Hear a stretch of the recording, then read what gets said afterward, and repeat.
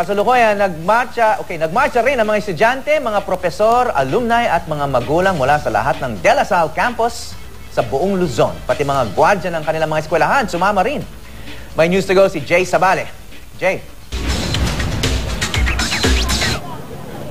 Hawi, tinatayang nasa 500 estudyante, mga magulang, faculty members at ilang pang mga nagtatrabaho sa eskwelahan ng DLSU sa buong Luzon ang nagmarcha papunta dito sa Luneta mula sa may DLSU campus sa Taft, Manila kaninang umaga. Ito raw ay para sa kanilang partisipasyon sa Million People March para sa pagtanggal ng pork barrel.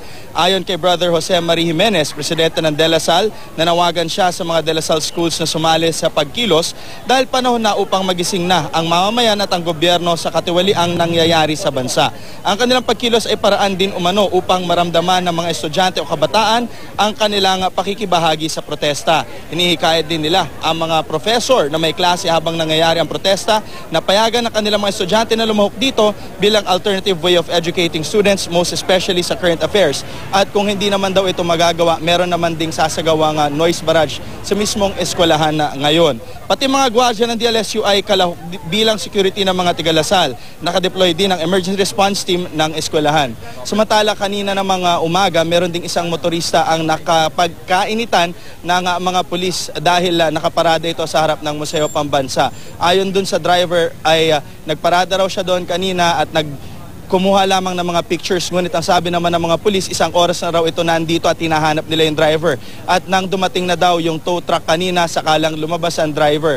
At dahil naman sa hindi ito sumama peacefully sa mga pulis, maaari siyang maaresto for resisting arrest. At ngayon naman, nandito tayo sa intersection ng Calao at Ross Boulevard at patuloy nga ang pagdagsa ng mga tao rito ngayong umaga. Hawi? Okay, maraming salamat, Jay Sabale. Alright, Jay. Jay, habol ko lang. Jay? Yes, Rhea. Yes. Sa mga estudyanteng nakausap mo, no, particularly dyan sa De La Salle, ano yung direktang impact ng isyong ito sa kanila? Hindi pa sila kasali sa workforce, pero paano daw sila naapektuhan itong isyong ito?